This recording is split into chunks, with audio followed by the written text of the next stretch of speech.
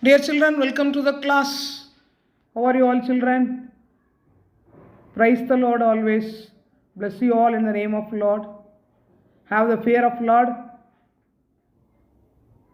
Let us recall what we have learned in the previous class. We are learning Geography, Unit 5. The previous class we learned hazards. A hazard is a natural process and event that is potential threat to human life and property. And what's a disaster? It's a hazardous event that occurs over a limited span of time, and it creates damage to property, loss of life, and also need assistance from others. Then catastrophe. Catastrophe is a massive disaster that requires significant expenditure of money and long time of recovery. Then we learned types of hazard based on their causes of occurrence and based on their origin. Based on their causes of occurrence, three types of hazards are there. What are they? Natural hazards, human-made hazards, and socio-natural hazards. We saw their examples also. And based on their origin, there are 8 types of hazards. What are they? Atmospheric hazard, geological hazard, hydrological hazard, volcanic hazard, environmental hazard, biological hazard, technological hazard, human-induced hazard. The spreading of coronavirus today. What type of hazard is it? Yes, it is a biological hazard. Today, children, in this class, we are going to learn major hazards in India. Let us enter the class, children. Let us see major hazards in India. So many hazards are there in India. First, we are going to learn earthquakes. Already you have a lot of idea about earthquake. How do you feel earthquake? Do anyone have that experience? I don't have till today. So earthquake, it creates violent tremors in the earth crust, sending out a series of shock waves in all directions from its place of origin. It's happened because of the dashing or collapsing of the tectonic plates which are present under the earth crust due to the revolution and rotation of the earth around the sun. Earth is rotating and revolving around the sun. It leads to the movement of the tectonic plates under the earth crust that makes the dashing or collision of the tectonic plates that result in the earthquakes. The place of origin, and it sends the waves to all the direction which is known as the and reaches the earth at a place called epicenter, or also it is known by the name seismic focus. So earthquake, what is earthquake? It is a violent tremor in the earth crust sending out series of shock waves in all direction from its place of origin. So in India, the earth-prone regions are divided based on their intensity into 4 zones. The first zone is not there in India. No area of India is classified as the zone 1. There's a table which shows about the earthquake-prone zones of India. Let us see about the table. That is, it has been identified on the basis of the scientific inputs relating to the seismicity. Seismicity means the intensity of the earthquake, which is you already know that how the earthquake is measured. It is measured in the seismic scale, that is called as the Richter scale. Seismograph is the instrument used for measuring the earthquake, and it is measured in the Richter scale. If earthquake reaches above 6 Richter, then it is said to be a severe earthquake. The earthquake also leads to tsunami. So look at the table given in your book. It is in your book, page number 124. Earthquake-prone zones of India. Zone 5. Zone 5 is a very high region which comprises northern India, parts of Jammu Kashmir, Himachal Pradesh, Uttarakhand, Ran of Kutch, Gujarat, etc. And zone 4, it is a high earthquake-prone region, covers remaining parts of Jammu Kashmir, Himachal Pradesh, Sikkim, Uttar Pradesh, Bihar, West Bengal, and some part of Gujarat, Maharashtra. So we are so happy our region is not in a very high or high region. And zone 3 is the moderate one. It consists of Kerala, Goa, Lakshadweep Islands, UP, Gujarat, and some part of Rajasthan, Madhya Pradesh, Bihar, Maharashtra, Odisha, and Tamil Nadu. In which zone we are? We are in the 3rd zone. That's a moderate zone. Moderate means not high, very high or very low. And zone 2nd is the low. It covers the remaining part of the country.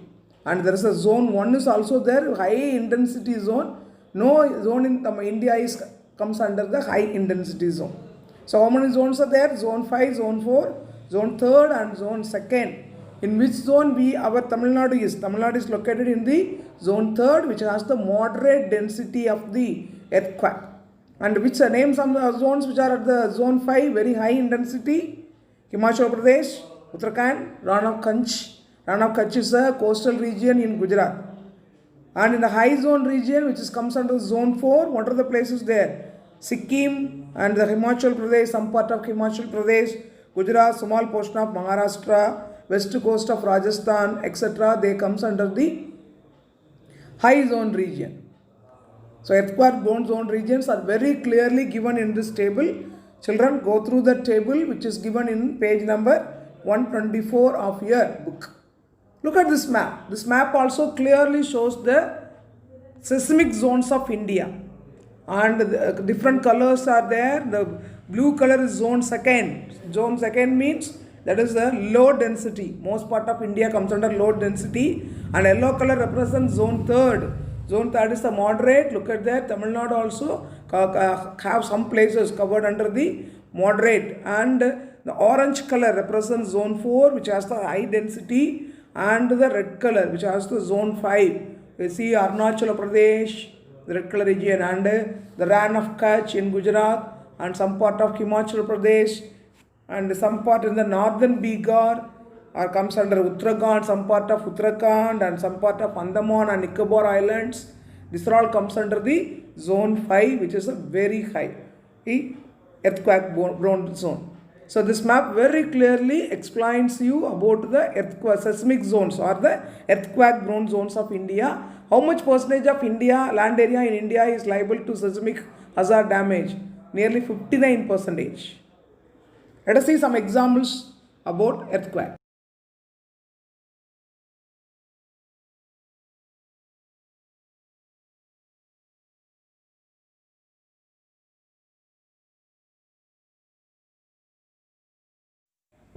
Let us see about floods in India. What is flood, children? When there is an overflow of water due to heavy rainfall along the river banks, when the surface of the earth gets submerged under water, or else another name you can say that inundated, then it is known as a flood. Suppose there is a heavy rainfall for 2 to 3 days in our district. What's the river flowing in our district? Tamrabarani. There may be announcement. People along the Tamrabarani river be alert. Due to heavy rainfall, there may be flood. And the excess water in the dams are going to be delivered up. The people are instructed not to go to the river. And we are so interested in seeing the floods. Do you see the flood in your life? So what is flood? Flood is an event in which a part of earth's surface gets inundated. Inundated means submerged under the water. Main reasons for that are the heavy rainfall and the large waves. Sometimes the large waves in the seas also causes the flood along the coastal region. But 3 major causes are there for flood. One is a meteorological factor, second one physical factor, and third one is the human factor. What are the 3 major causes for the flood? Meteorological factors, physical factors, and human factors. Meteorological factors, that is what are the changes happened in the atmosphere, are known by the name meteorological factors. Heavy rainfall, tropical cyclone, cloud burst, these are all the meteorological factors. Physical factors, that is due to the physical location of a place. Large catchment area, that is along the river banks or near the coastal region. And some of the places there is an inadequate drainage facility. For example, a few years ago there was a flood in Chennai that has happened due to the inadequate drainage facility arrangements. There is no way for the water to move from the place and enter into the ocean. That leads to the flood. So physical factors involve large catchment area and inadequate drainage facilities. And the third major cause for flood is the human factors. Human factors involve so many things. One is the deforestation, and there is agriculture, fall agriculture practices, collapse of dams, etc. And this map shows you the places where flood are common in India. What are the places? Especially Gangetic Plains covering the states of Punjab, Haryana, that is the northern part of India, Uttar Pradesh, northern Bihar, western Bengal, Brahmaputra Valley are the major flood-prone areas in north and northeast India. South India, very less places are often there is a flood. Along Kerala, that is the west coast region. especially in the northern part of India. What are the places? Gangetic Plains covering the states of Punjab, Haryana, UP, that is Uttar Pradesh, North Bihar, West Bengal, and Brahmaputra Valley. And some part of the coastal regions of Andhra Pradesh, which are located in the east coast side. Do you know the directions on the map? At the top it is north, and below at the bottom it is south. At the right hand side it is east, and the left hand side it is west. So coastal side of Andhra Pradesh is on the east coast, east side Odisha, and west side southern Gujarat are also the region which are often there is a flood.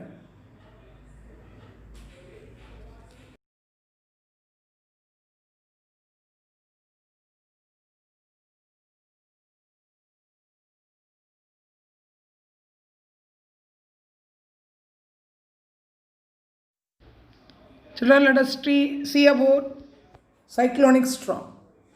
Sometimes heavy wind is blowing. Have you experienced that wind which will break trees and take off the roofs of the home, huts, and even sometimes the vehicles which are on the road are moved by them.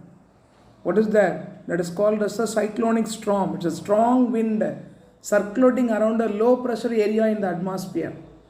When there is heavy heat, heavy sunlight is there in some time areas, that makes the low pressure area in that region. There it starts a cyclonic storm. Some of the times you may hear the announcements in the televisions. In Bay of Bengal, it seems to be a low pressure area created, which will lead to cyclonic storm or cyclonic rainfall. Heavy rainfall may occur, so the fishermen are asked not to go for fishing like that. Have you heard the news? Because the strong wind, nobody can survive in that. That is, we have to be very safe at that time in our home. So what is a cyclonic storm? It's a strong wind circulating around a low pressure area in the atmosphere. And how it rotates? What is the shape of the earth? Yes, spherical in shape. And the equator, it divides the earth into two equal hemispheres. The top part is the northern hemisphere, bottom part is the southern hemisphere. You all know about that. So during cyclonic storm time, how the wind rotates? So it rotates anti-clockwise direction in northern hemisphere and the clockwise direction in the southern hemisphere. Do you know what is anti-clockwise direction? You all may know that how the clock rotates. The clock rotates from right to left. Anti-clockwise direction means left to right. So the cyclonic storm wind, how it rotates in northern hemisphere, anti-clockwise direction, and the southern hemisphere in the clockwise direction. And what are the characteristics of these cyclones? It brought destructive winds. That is, most of the destructive works is done by that ring. And a heavy rainfall, which may cause flooding. The speed of the wind may approximately 200 km per hour. Per hour, how fast the wind is? 200 km. And per day, the average rainfall during such a cyclonic storm day is 50 centimeter. Heavy rainfall, that is. And there is a sudden rise of sea water also due to the cyclonic or tropical cyclones which occurred. So what is the storm? Cyclonic storm. It is a strong wind circulating around a low pressure area in the atmosphere. And how it rotates? It rotates anti-clockwise direction in the northern hemisphere and clockwise direction in the southern hemisphere. And what are its characteristics? Destructive winds, heavy rainfall which causes flooding. What is the speed of the wind at that time? 200 km per hour. And what's the rainfall measurement? 50 centimeter per day. Several consecutive days, continuous days, there may be rainfall. It leads to rise in the water level of the sea.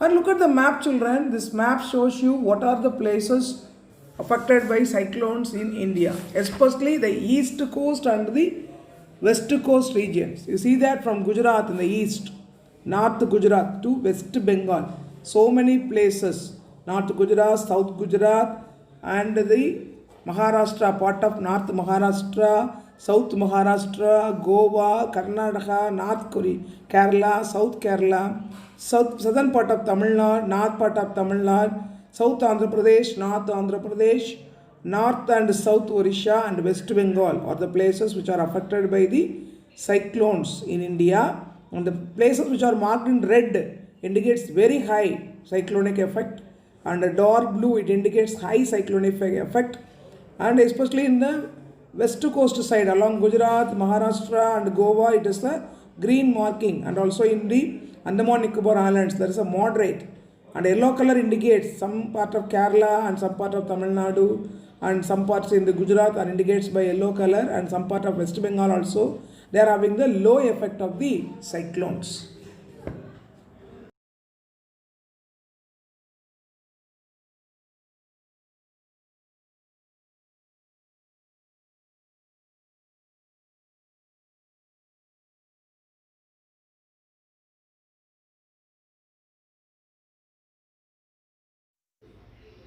Let's see about drought in India. What is drought, people? Lack of water to satisfy our normal needs. Imagine that there is no rainfall for few years, 1 or 2 years, very less rainfall. That resulted automatically the reduction of water. First of all, first one is the water reduction. When there is a rainfall reduction, it resulted in the water reduction in the rivers, streams, and also in the reservoirs. That's so in the surface water, groundwater, everything started reducing. Rainfall reduction resulted in the water reduction in the reservoirs, and automatically resulted in the production of agricultural product. That is called as the drought. So any lack of water to satisfy the normal needs of agriculture, livestock means the cattle, and industrial needs, and also our domestic needs, termed as the drought. And it is divided into 3 major categories of drought.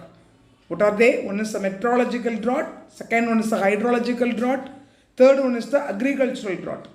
What is meteorological drought? It is a situation where there is a reduction in rainfall for a specific period below a specific level for 2 to 3 years, and the expected level is reduced in rainfall. Automatically it is called as the meteorological drought. For the past few years we are experiencing the meteorological drought by God's grace, but we are not comes under the hydrological drought.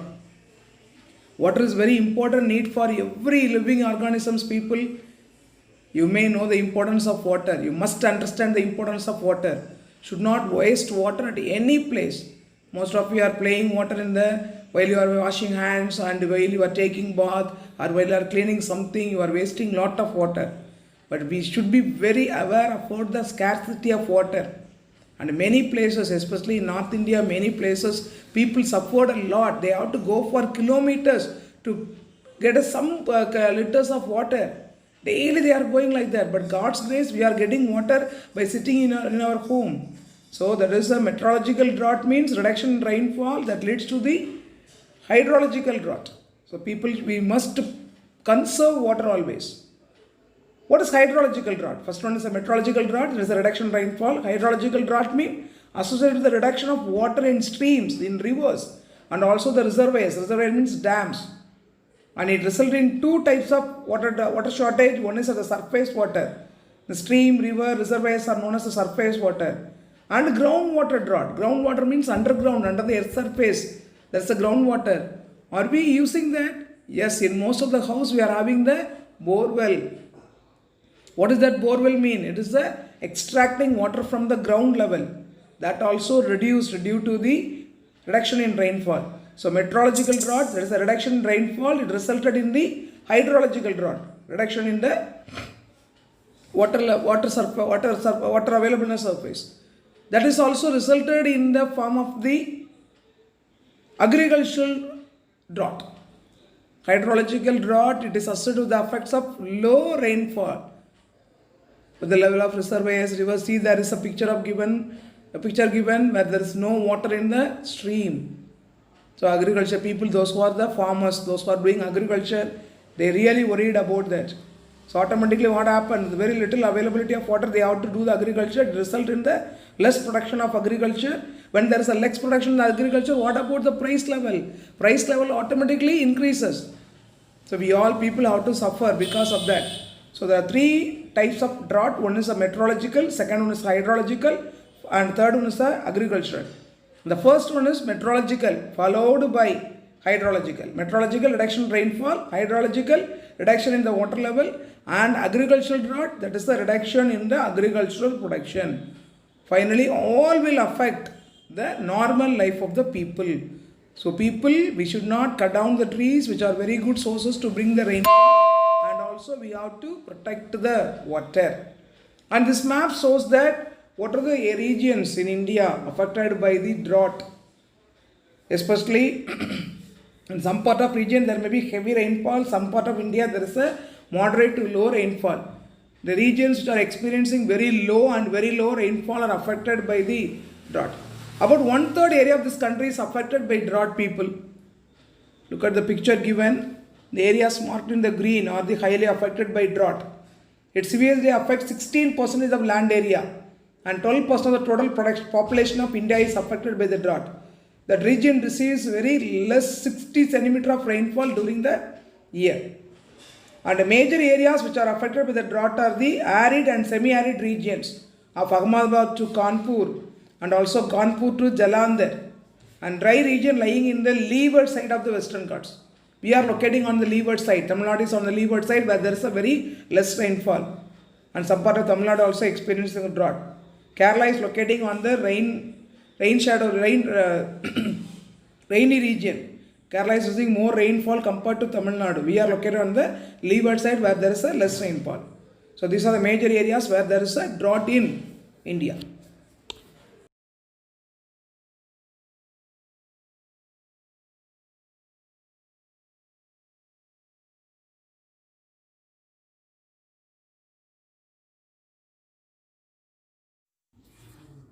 Let us see about landslide in India. Landslide, where do it occurs? Usually it occurs along the mountain regions. Good, because of the steep slopes on the mountain. And what you can see when there is a landslide? There's a rapid, fast, downward movement, not upward movement, downward movement of what?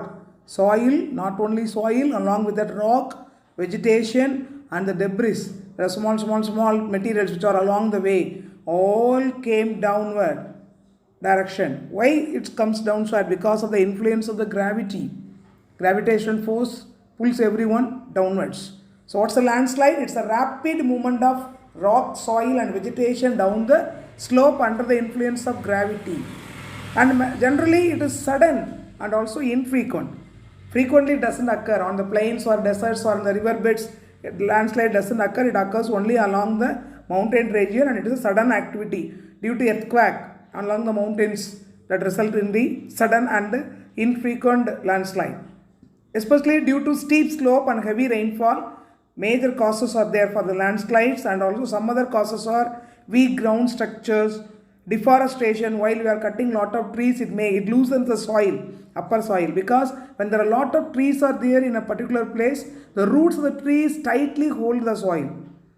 But when you are cutting the trees, it resulted in the loosening of the soils and resulted of the earthquake, volcanic eruption and mining activities. When you are digging the earth, construction of roads and railways over the mountains, and we are disturbing the earth surface, that resulted in the landslides. About 15% of India's land bond is brought to the landslides, common along the steep slopes of Himalayas, Western Ghats, and in Tamil Nadu, especially along Kodaikanal in Dindigul district and in Ooty, we can frequently see the landslides. These are the places frequently affected by the landslides. What are the places? The Himalayan region, Western Ghats, and along the river valleys, some river valleys of Tamil Nadu, Kodaikanal in Dindigul district, and Ooty in the Nilagiri districts are frequently affected by landslides. So landslide is also causes dangerous to the life and property of the people. There's a map given, people. Look at that. What are the places affected by the landslides in India? Very less places only affected by the landslides in India. Look at that, the dark green side that affects the high Himalayan region. Often there is a landslide and also snowfall. And along the Jammu Kashmir, Himachal Pradesh and Assam, and there is in the eastern part. Look at the east side. Assam, Manipur and some of the places like that, and here this side in a west coast side there is a landslide regions in India. So landslide also causes the damage caused by the heavy rainfall and steep slopes, which also causes damage to life and also to the property. So the people, those who are living in the mountain regions, they should be very cautious when they are during the rainfall seasons.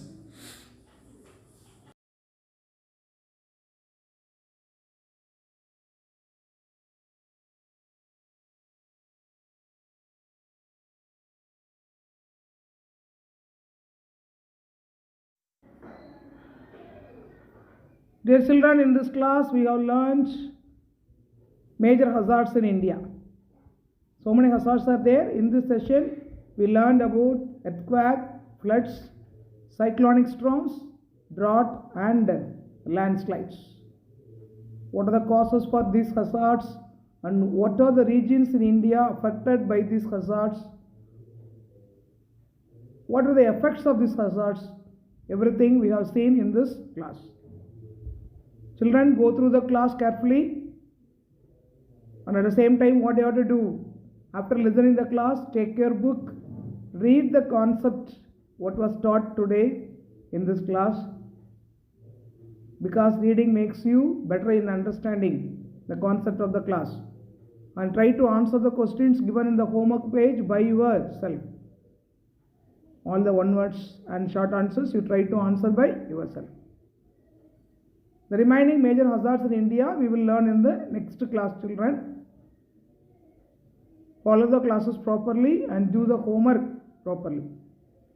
Be positive, children, always, and have the fear of Lord. Be obedient to your parents. Obedience also very important for getting blessings from the God. Thank you, children. God bless you all.